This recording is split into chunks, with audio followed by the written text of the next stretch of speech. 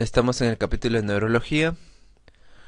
Mi nombre es Jesús de la Jara, con la especialidad de medicina interna en el Hospital Rovagliati, y en esta oportunidad vamos a hablar de las enfermedades de la placa motora, ¿no? Principalmente de lo que es la miastenia gravis. La placa motora definimos lo que es la unión entre la parte nerviosa y la parte muscular, ¿no? De entre la parte donde nace la respuesta nerviosa, o sea, la parte de la neurona, hacia lo que es el músculo, que es la fibra muscular. Entonces, esa unión de nervio-músculo, donde el nervio a través de la acetilcolina y a través de la neurona le dice al músculo que se contraiga, o sea, hace la función de ejecutora, y el músculo mismo que empieza a utilizar los canales de calcio para poder lograr la contracción muscular. Esa unión es lo que es la placa motora. Y en la placa motora nosotros encontramos tres enfermedades fundamentales: la miastenia gravis, el síndrome de Lambert-Eaton y lo que es el botulismo. ¿Ya? Entonces los tres son lo que tendríamos que recordar, y vamos a ver que hay diferencias entre ellos significativas para que nosotros podamos de una manera más fácil recordarlo, ¿no? La miastenia gravis es la más importante y la más estudiada de estas enfermedades, ¿no? Es una enfermedad autoinmune, al igual que, como hemos visto en varias enfermedades, ¿verdad?, del sistema nervioso, que yo he tratado justamente. Por ejemplo, la esclerosis múltiple, el síndrome de Guillain-Barré y la miastenia gravis son enfermedades autoinmunes, ¿no? En este caso, los autoanticuerpos están dirigidos contra los receptores de la acetilcolina. ¿Dónde están estos receptores de la acetilcolina? Están en la parte posináptica. Se llama posináptica a la parte que está después de la sinapsis, después de la unión, ¿no?, entre neurona y músculo. Y en todo caso correspondería la parte posináptica a la fibra muscular, ¿no? Y la parte presináptica corresponde a la neurona.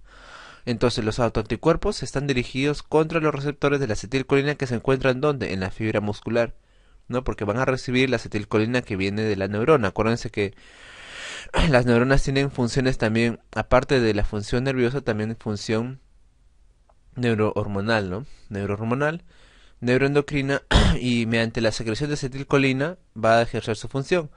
Entonces la alteración en este nivel es posináptica, ¿no? Y eso de aquí va a impedir el adecuado funcionamiento de la acetilcolina.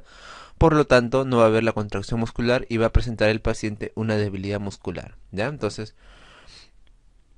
estos músculos, que son por ejemplo los vulvares, faciales y las extremidades proximales, son los más afectados y van a dar la sintomatología que se conoce de la miastenia gravis, que fundamentalmente trata de la debilidad general, a predominio proximal, de la ptosis, que es la caída del párpado, ¿no? La persona va a tener el párpado caído, y la diplopia, ¿no?, la visión doble.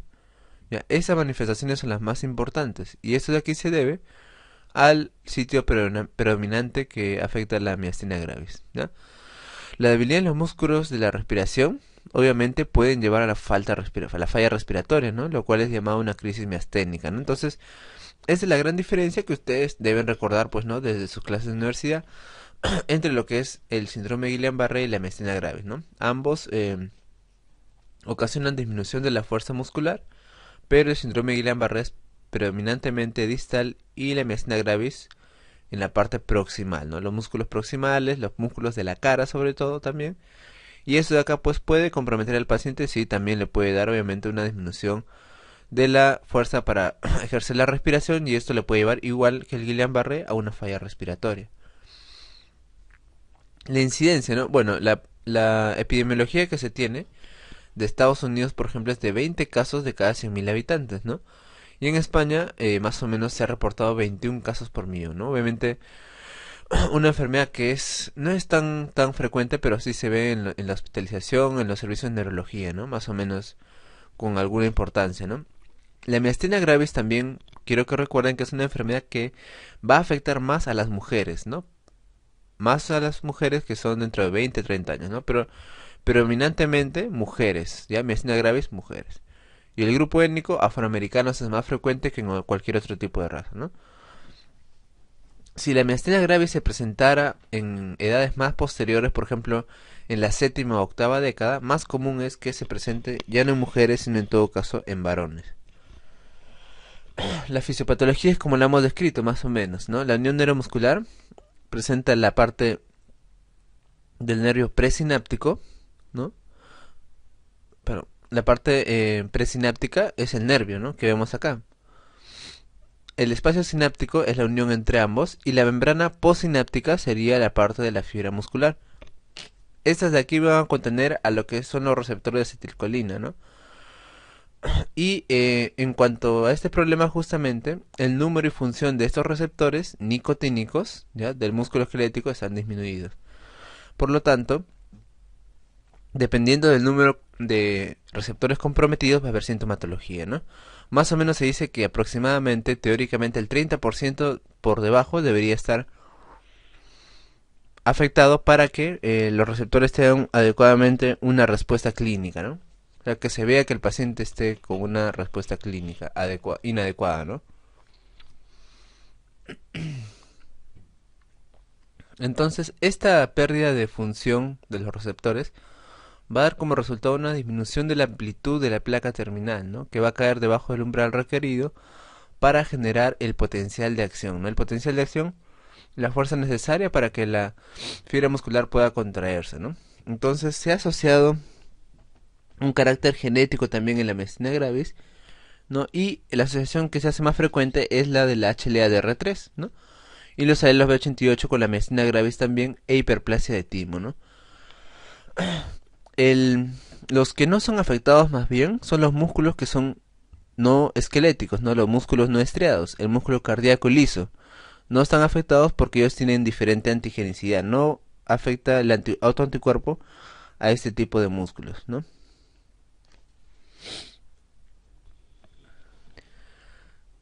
La presencia de autoanticuerpos contra la acetilcolina está en un gran porcentaje en los pacientes con miastenia, ¿no? Más o menos entre el 80 y 90% de pacientes puede presentar ese tipo de autoanticuerpos, ¿no?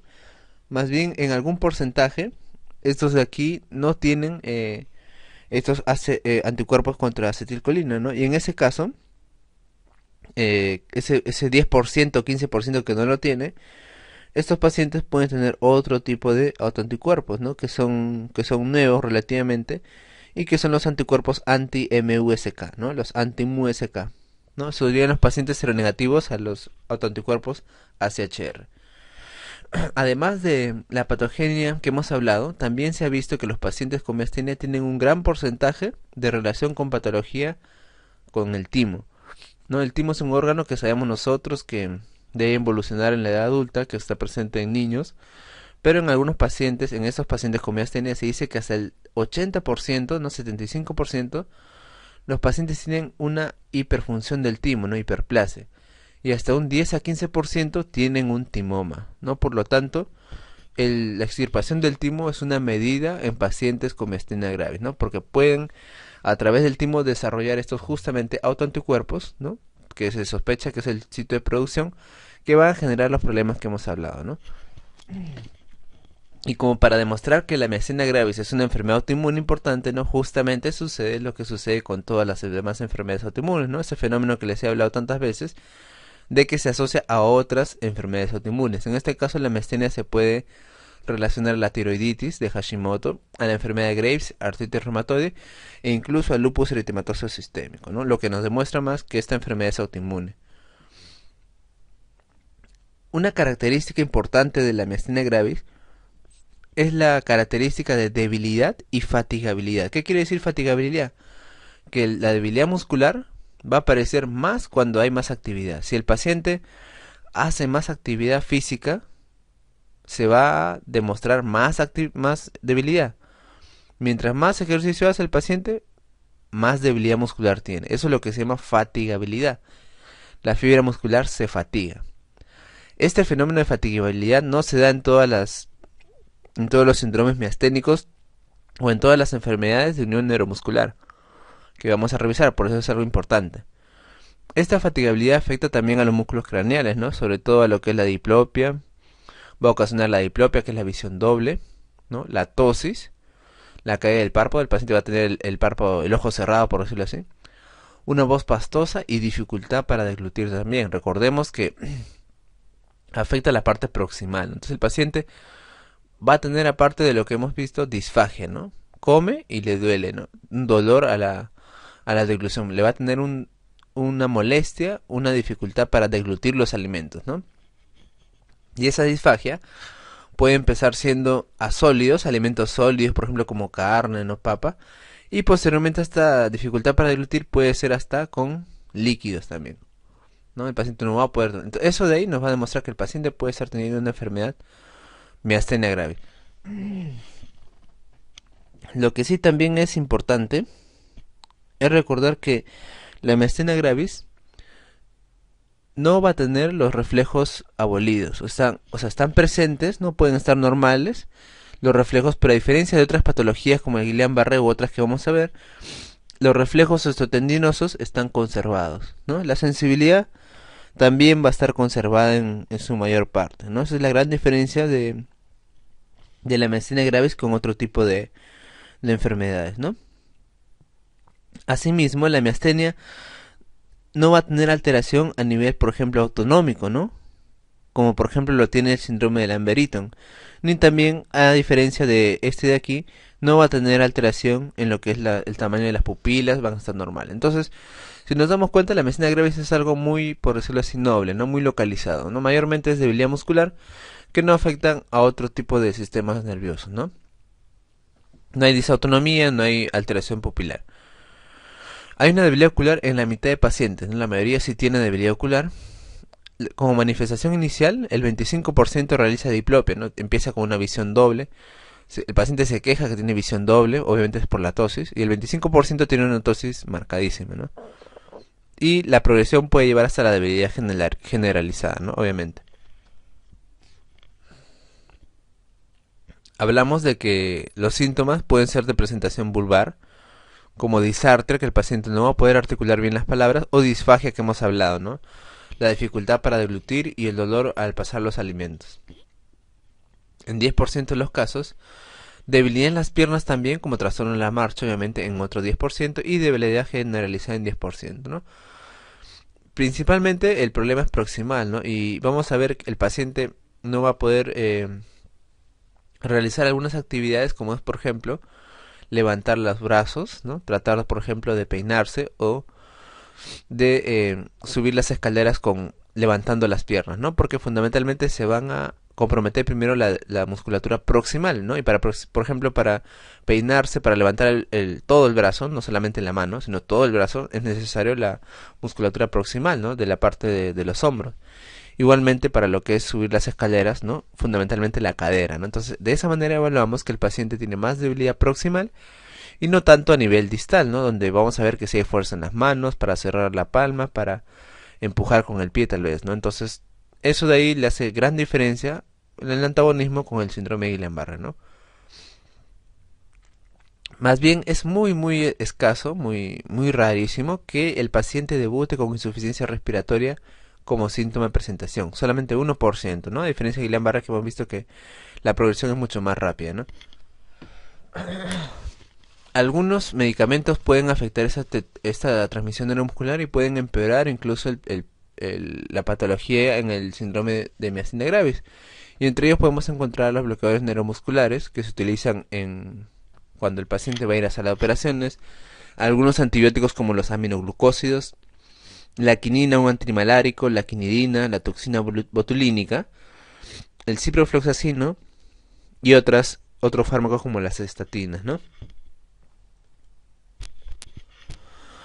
Hablamos de crisis miasténica cuando se presenta como el grado más severo de la miastenia, ¿no? En la cual una debilidad extrema, ¿no? de los músculos respiratorios va a ocasionar la falla respiratoria, ¿no? Requiriendo el soporte ventilatorio. Entonces aquí mismo tendremos que hablar de esa crisis como una consecuencia, obviamente es fatal si no se trata ni el paciente recibe un soporte ventilatorio, ¿no? de la miastenia gravis. Igualmente, como en el caso de Guillain-Barré, se debe dar el soporte adecuado con la intubación endotraqueal y la colocación del paciente a una ventilación mecánica, ¿no? Para ayudarle a la respiración mientras se da el tratamiento que vamos a ver a continuación, ¿no? Otras enfermedades también que se pueden presentar con síntomas similares es el botulismo, el diagnóstico diferencial, el hipotiroidismo también y lesiones de masa intracraneal, ¿no? Algún tipo de tumoración. La miastenia gravis generalizada, el cuadro, ¿no?, común que conocemos, es un inicio temprano en pacientes jóvenes, generalmente menos de 40 años. Se da más en mujeres, como hemos mencionado, ¿no? Y se relaciona con anticuerpos contra acetilcolina y hiperplasia del timo, ¿no? Pueden coexistir otras enfermedades autoinmunes, como hemos hablado, la más importante de las tiroideas, ¿no? Si el inicio es tardío, en cambio, como he mencionado, más de 40, 50 años, en los más frecuentes ya no es la mujer, sino es el hombre, ¿no? Casi siempre hay una histología tímica normal o atrofia de la glándula, a diferencia de los casos en pacientes más jóvenes. Y puede manifestarse con una debilidad ocular o generalizada, pero frecuentemente es más severo, ¿no? Y es mucho menos frecuente en remisiones espontáneas, que a veces se puede dar en la miastenia gravis en personas jóvenes, que es la más común, ¿no?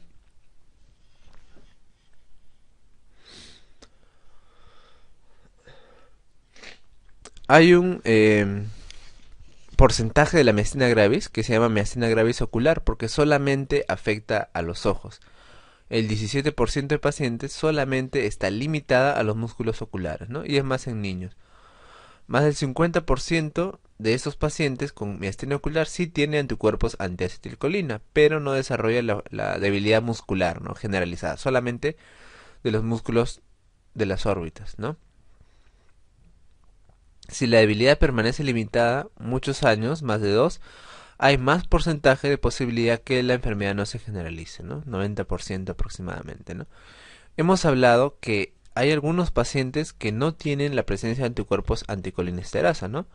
Esos pacientes van a justamente expresar los llamados seronegativos, los anticuerpos MuSK, ¿no? El 15% aproximadamente, y en 40% de estos pacientes se va a encontrar ese anticuerpo anti-MuSK con otras proteínas también postsinápticas, ¿no?, que están en investigación. Los pacientes que tienen ausencia de las anticolinesterazas y presentan este anticuerpo están más frecuentes, más propensos a desarrollar hallazgos clínicos atípicos, ¿no? O sea, debilidad selectiva facial, por ejemplo, que no es lo común en la miastenia, ¿no? Vulvar o en los músculos respiratorios, ¿no?, o del cuello, y atrofia muscular marcada con relativa poca afectación de los músculos oculares. O sea, a veces estos pacientes desarrollan clínica que no la desarrollaría un caso típico de miastenia gravis, ¿no? Este inicio de enfermedad suele ser más temprano aún y siempre va a ser más frecuente en el sexo femenino, ¿no? La histología del timo es normal y las crisis respiratorias son más comunes que en la enfermedad generalizada con AChR positivos, ¿no? Estos son los pacientes con miastenia gravis seronegativa, ¿no?, que carecen de anticuerpos y son clínicamente heterogéneos, clínicamente hablando, ¿no?, y pueden tener también la enfermedad puramente ocular que hemos hablado, ¿no? Para el diagnóstico, para el diagnóstico de lo que es la miastenia gravis, existe justamente, ¿no?, el test de Tensilon, o también llamado hidrofonio, ¿no?, en el cual debemos realizarlo en pacientes pues que pensamos que pueden tener la miastenia gravis, ¿no? ¿Qué hace el hidrofonio? El hidrofonio inhibe a la acetilcolinesterasa a nivel de lo que es la unión sináptica, ¿no? Entonces, justo esto de aquí es como una prueba de lo que sucede en la miastenia, ¿no? Pero en el caso ¿no?, del hidrofonio, va a tratar de inhibir, ¿no?, a la colinesterasa, que sabemos que es la que va a degradar la acetilcolina, ¿no? Entonces, el incremento de hidrofonio debería vencer el bloqueo de los receptores y la tosis que el paciente ya tiene, ¿no? Y la debilidad muscular se corrige en 30 segundos, pero debería regresar a lo basal dentro de 1 o 2 minutos, ¿no? Entonces, el paciente que tiene tosis, que tiene el párpado caído, ¿no?, se le coloca el hidrofonio, ¿no?, y el paciente se le administra endovenosamente, por vía endovenosa, y debería mejorar rápidamente, ¿no? Entonces, esto justamente nos da la sospecha, la alta certeza de que se trata que el paciente tiene problemas con la acetilcolina, ¿no? Si el paciente tiene efectos secundarios por el hidrofonio, como pueden ser, por ejemplo, síntomas autonómicos, colinérgicos, ¿no?, por ejemplo, salivación, cialorrea, diarrea, náuseas o fasciculaciones, se le puede dar al paciente atropina, ¿no?, que es un anticolinérgico y que va a hacer lo contrario para evitar que el paciente se ponga mal, ¿no? La prueba más específica sería la demostración de los anticuerpos anticolinesterasa, ¿no? los anticuerpos antirreceptor, perdón, de acetilcolina, ¿no? Ya hemos hablado del porcentaje que mayormente 80-90% lo tiene, y en el porcentaje que no lo tiene podemos pedir los anticuerpos anti-MuSK, ¿no?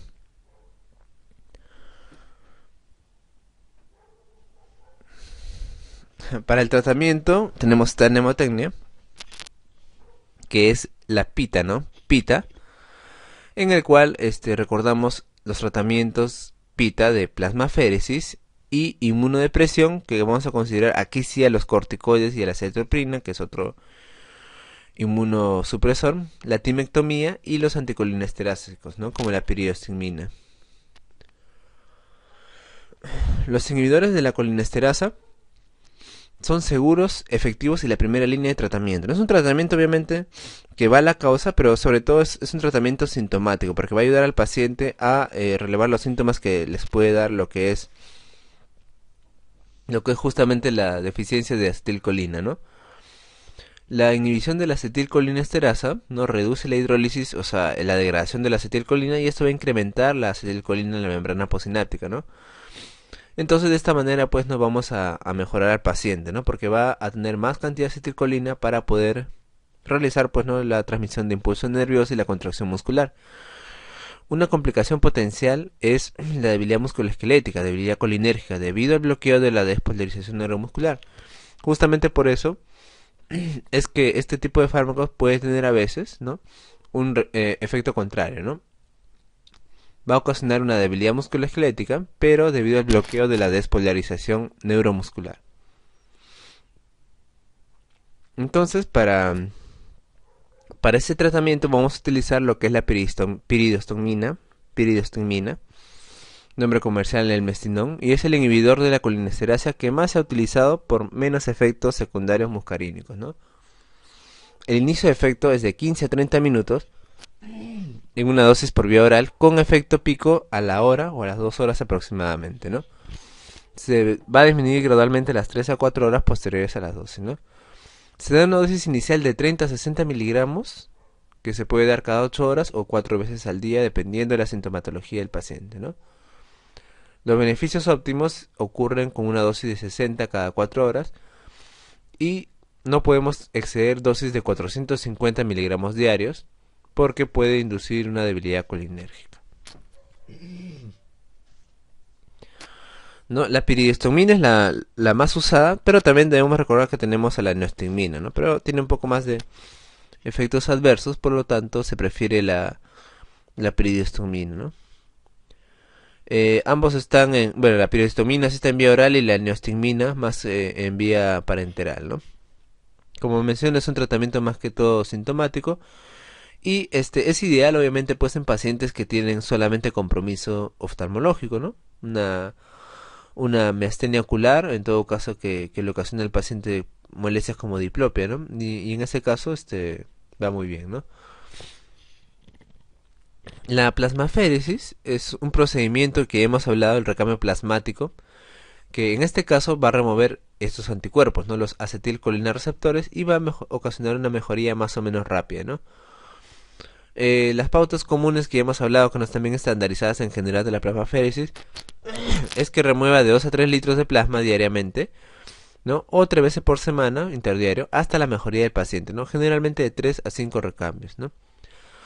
La mejoría inicial ya debería verse desde los primeros recambios, y la máxima se alcanza a las 2 a 3 semanas, ¿no? Obviamente vamos a utilizar la plasmaféresis en pacientes pues, ¿no?, que están en un riesgo grave, ¿no? Un riesgo grave. Si el paciente, por ejemplo, no necesita tratamiento de soporte, ¿no?, ventilación, todo ello, entonces vamos a utilizar inmediatamente plasmaféresis o la inmunoglobulina, ¿no?, porque es una crisis miasténica. Si el paciente, por ejemplo, está manejado con anticolinesterásicos, la piridostigmina, se le indica aparte timectomía, y aún así el paciente sigue mal, por ejemplo, tiene que ir a plasmaféresis, ¿no? O en todo caso es un paciente, imaginemos que tenga el riesgo quirúrgico muy alto, eso quiere decir de que no va a ir a cirugía, entonces también se puede preferir la plasmaféresis. O sea, a la larga es un tratamiento útil, ¿no?, pero que se reserva para casos graves, ¿no? La inmunoglobulina también tiene el mismo papel de la plasmaféresis, y se utiliza en dosis altas, ¿no? Intravenosa, y también va a dar una mejoría rápida de los síntomas de miastenia, más o menos similar a lo que es la plasmaféresis, ¿no? Dosis usual de 1 a 2 gramos por kilogramo y se divide en 5 días consecutivos.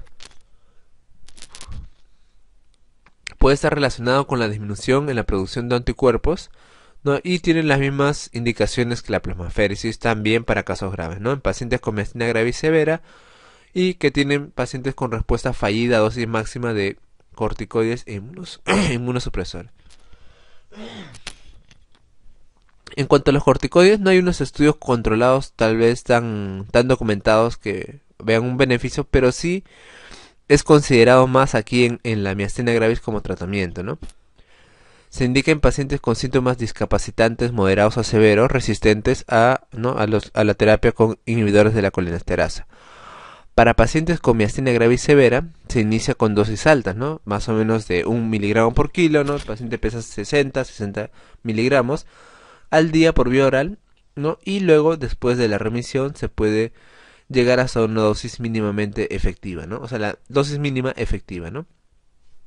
Aproximadamente el 80% de pacientes muestra una respuesta favorable a los esteroides, ¿no? Ven, o sea, más o menos tiene una utilidad importante, ¿no? 30% de remisión y 50% con una mejoría marcada, ¿no? Entonces, los corticoides sí se usan en la medicina gravis, pues, que es una enfermedad autoinmune muy bien estudiada, ¿no? Aparte de los corticoides, tenemos que saber nosotros que tenemos otros inmunosupresores, ¿no? Y entre ellos, el que tiene más experiencia, por lo menos en lo que es la medicina gravis, es la cetoepina, ¿no? La cetoepina es un antimetabolito de la purina, ¿no? Que va a interferir con la proliferación de los linfocitos T y B, ¿no? Es un antimetabolito de la purina que va a interferir en la proliferación de los glóbulos blancos, ¿no? Entonces, por lo tanto, va a disminuir la respuesta autoinmune, ¿no? 70-90% de pacientes son beneficiados, ¿no? Pero el problema con la cetropina, eso sí es cierto, es que el inicio de acción a veces puede demorar, ¿no? En casos extremos hasta un año. Puede también asociarse a esteroides, ¿no? A veces sabemos que para enfermedades autoinmunes en general utilizamos otros tipos de inmunosupresores para bajarle la dosis de los corticoides, ¿no? Y esto va a ser beneficioso para el paciente porque le vamos a evitar toda la consecuencia de los efectos adversos de los corticoides, ¿no? Tendríamos que empezar con dosis de una tableta que es de 50 miligramos vía oral. Y si el fármaco es bien tolerado, podemos incrementar la dosis, ¿no? 50 miligramos cada 1 o 2 semanas, con el objetivo de llegar a una dosis de 2 a 3 miligramos por kilo, ¿no? Lo que sería más o menos 150 miligramos para un adulto promedio, ¿no? La intubación endotraqueal por inducción rápida de la sucesión y la intubación puede ser necesario antes de ser capaz de diferenciar miastenia contra la crisis colinérgica, ¿no? La dosis en adultos de hidrofonio es 2 miligramos intravenoso lento. Y si presentara ninguna respuesta ni ningún efecto adverso de tipo colinérgico, se puede llegar hasta 8 miligramos para una dosis total de 10 miligramos, ¿no? Las contraindicaciones del hidrofonio endovenoso sería obstrucción gastrointestinal y obstrucción del techo urinario, que justamente va a ser agravado por este fármaco, ¿no? Hemos hablado entonces de la miastenia gravis. Entonces, haciendo un resumen del tratamiento, no tendremos que mencionar: si el paciente tiene una forma ocular exclusiva, tendremos que darle piridostigmina, ¿no? Piridostigmina, que es un anticolinesterásico, y esto generalmente va a ser suficiente, ¿no? Si el paciente tiene una forma generalizada, también empezamos con piridostigmina, pero generalmente tenemos que asociarlo a lo que son los corticoides, ¿no? La inmunosupresión, que puede darse con prednisona y acetropina, ¿no? Si el paciente es persistente aún, también podemos considerar la cirugía, ¿no? Y en este caso, la timectomía es una alternativa muy buena porque se ha visto la gran asociación que hay en la miastenia gravis, ¿no? De una hiperplasia del timo, o en todo caso un timoma, ¿no? A pesar de que por ejemplo el paciente no tenga un tumor evidente del timo, ¿no? Un gran porcentaje, más del 80%, mejora cuando uno le hace la timectomía, ¿no? Por lo tanto, es una indicación que se hace generalmente en pacientes, obviamente, no relativamente jóvenes, ¿no? Entre los 15 años hasta los 55, máximo 60 años, ¿no? Los pacientes con más edad no se benefician con esta operación, ¿no? O sea, no se realiza, ¿no? Si el paciente tiene una crisis miasténica, primero tenemos que ver la parte, ¿no?, de la parte respiratoria, asegurarnos que se reciba un soporte ventilatorio si lo requiere y administrar inmediatamente el tratamiento que se da en las crisis miasténicas, que es la plasmaféresis o la inmunoglobulina, ¿no? Si el paciente no mejora con esto, obviamente vamos a aumentar los corticoides y la inmunosupresión, ¿no? Ese más o menos es el manejo diagnóstico, ¿no? Y vamos a hablar finalmente de lo que sería el síndrome de Lambert-Eaton, ¿no?, que es una patología, hemos hablado también de placa motora, y el botulismo para terminar con estas tres patologías importantes, ¿no? El Lambert-Eaton, a ver, ¿cuáles son las diferencias más importantes? Miren ustedes para que ustedes se recuerden, ¿no? El síndrome de Lambert-Eaton, primero, es una enfermedad que da más a los varones, no a las mujeres, a diferencia de la miastenia. De 5 a 2 más o menos la proporción, ¿no? En 40% está ligado a un síndrome paraneoplásico. ¿No hemos hablado alguna vez que el síndrome paraneoplásico es una alteración en algún nivel del organismo ocasionado por la presencia de una neoplasia, pero no ocasionado por directamente, ¿no?, sino de manera indirecta? En este caso, en el Lambert-Eaton, van a formarse unos anticuerpos contra los canales de calcio, ¿no? Y estos canales de calcio, ¿dónde se encuentran? Se encuentran en la membrana presináptica, ¿no? Recordemos, ¿se acuerdan que en la miastenia el problema eran los receptores de acetilcolina, ¿no?, que estaban en el músculo? Y ahora en el síndrome de Lambert-Eaton el problema no es en el músculo, sino es en la neurona, es más arriba, en la parte presináptica.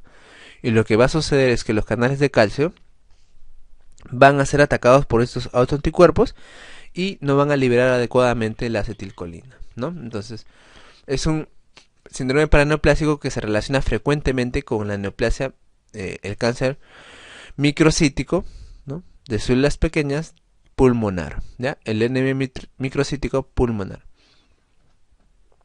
Otra característica que presenta el síndrome de Lambert-Eaton es una debilidad muscular proximal, ¿no? Una debilidad muscular proximal, más en miembros inferiores, obviamente, como en el caso de la miastenia gravis, pero puede presentar alteraciones a otros niveles. Por ejemplo, puede haber una alteración en el tamaño y la respuesta de las pupilas, puede haber una alteración a nivel del sistema nervioso autonómico, los síntomas que hemos hablado, hipotensión ortostática, ¿no?, alteraciones gastrointestinales, y también puede haber un grado de hiporreflexia o arreflexia, ¿no?, cosa que no se ve en la miastenia gravis, otra diferencia importantísima, ¿no? Otra diferencia importante es que este síndrome de Lambert-Eaton puede mejorar con la actividad. ¿Se acuerdan que en la miastenia gravis había una fatigabilidad, ¿no? O sea, mientras más el paciente hacía actividad o ejercicio, peor la sintomatología, en este caso al revés. Puede mejorar con la actividad. Mientras más moviliza el músculo, mientras más actividad hace, mejora la sintomatología, tiene más fuerza muscular. Mencioné que los reflejos están disminuidos y puede presentar sintomatología autonómica, ¿no? Otra diferencia importante es que el síndrome de Lambert-Eaton frecuentemente no afecta a los músculos craneales, ¿no?, los que se encuentran, los pares craneales. Los músculos craneales, perdón, alrededor del cráneo y la cabeza, ¿no? A ver, entonces, y finalmente pues tendremos que dar unas palabritas en cuanto al botulismo, ¿no? En el caso del botulismo, ¿no?, que se adquiere mediante la ingesta de alimentos contaminados, ¿no?, lo que va a ocasionar el problema no es tanto el agente, sino más bien la toxina botulínica, ¿no?, que va a bloquear lo que es la liberación de acetilcolina mediada por el calcio. No, el bloqueo de la liberación de acetilcolina por la toxina botulínica, ¿no?, del Clostridium botulínico. No hay un predominio ni de mujer ni de varones, y la edad también no es algo tan predominante, pero si tendríamos que hablar de la más frecuente, nos referiríamos que el botulismo da más a lactantes que a adultos, ¿no? Y esta forma es la más frecuente de aparición, ¿no? La clínica frecuente del botulismo, ¿no?, es una debilidad vulvar y también de tipo descendente y simétrica, ¿no?, de tipo descendente y simétrica, que compromete a los músculos proximales, ¿no? Puede también dar aparición de una oftalmoplegia externa y la ptosis pues tan común de los pacientes, ¿no? Aquí también, a diferencia de la miastenia gravis, puede haber alteración pupilar, ¿no?, con pupilas reactivas, dilatadas, midriasis, etcétera, ¿no?, y que tienen otras alteraciones. Y asimismo también va a ocasionar disminución de los reflejos osteotendinosos, ¿no? Los reflejos miotáticos. Este en cambio no mejora con el ejercicio, ¿no? Y el tratamiento en este caso es la antitoxinequina, como conocemos, ¿no? Que no sirve tanto en la forma infantil, pero tiene que ser considerada en adultos, y además obviamente el soporte ventilatorio que todos tienen, ¿no? Entonces el botulismo también es otro tipo de enfermedad de la placa motora que en alguna manera se puede parecer a la miastenia gravis, ¿no? El tratamiento hemos dicho, y en el caso del síndrome de Lamberito no hemos hablado del tratamiento, pero como es una manifestación simplemente producto de la enfermedad de base, el tratamiento pues sería el tratamiento del tumor que está ocasionando, ¿no? Ya hemos hablado que no más frecuente es de pulmón, por lo cual el paciente debería ir a un estudio de ese tipo, ¿no?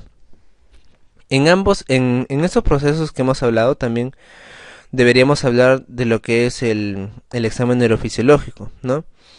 En el caso de la miastenia gravis es muy frecuente encontrar los potenciales normales, pero con aumento del jitter, ¿no? Que es el aumento de jitter en la fibra única, ¿no? El jitter es lo que más o menos nos traduce, ¿no? Una variabilidad del intervalo interpotencial, ¿no? O sea, la variabilidad en las latencias que hay entre una fibra muscular y otra, ¿no? Que pertenecen a la misma unidad motora, ¿no? Esto de aquí va a estar incrementado, ¿no? En el caso, en cambio, de los demás del síndrome de Lamberito en el botulismo, va a haber una disminución de la actividad, ¿no? Del primer potencial, del tamaño, ¿no? Y obviamente, pues, este estudio neurofisiológico, ¿no? Va a ser importante para diferenciarlo de otras patologías, ¿no? La velocidad de conducción también tenemos que referirnos es normal, ¿no? Y también otra característica, como hemos mencionado, de la fatigabilidad, ¿verdad? De la miastenia gravis, con una estimulación nerviosa repetitiva, pero a bajas frecuencias, ¿no? Va a producir un decremento, una disminución de la amplitud de los potenciales de acción, ¿no? Eso es lo que justamente estamos hablando de la fatigabilidad, y se denomina en esos términos una respuesta decremental, ¿no? Entonces, esas son las características más importantes de lo que es la neurofisiología en las enfermedades de la placa motora, ¿no? Bueno, y finalmente, ya que hemos revisado ampliamente esta patología, vamos a ver algunas preguntas, ¿no? Dice, por ejemplo, los fármacos anticolinérgicos se utilizan para el tratamiento de la miastenia gravis, ¿no? Sin embargo, su sobredosis puede producir efectos muscarínicos, ¿no? ¿Cuál se puede usar como antídoto, ¿no? La respuesta, bueno, la piridostigmina y la neostigmina son medicamentos anticolinérgicos, ¿no?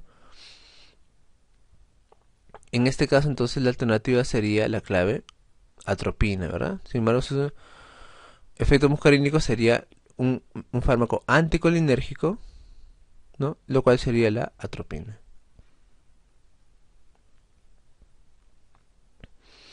No es verdad acerca del tratamiento de la miastenia gravis.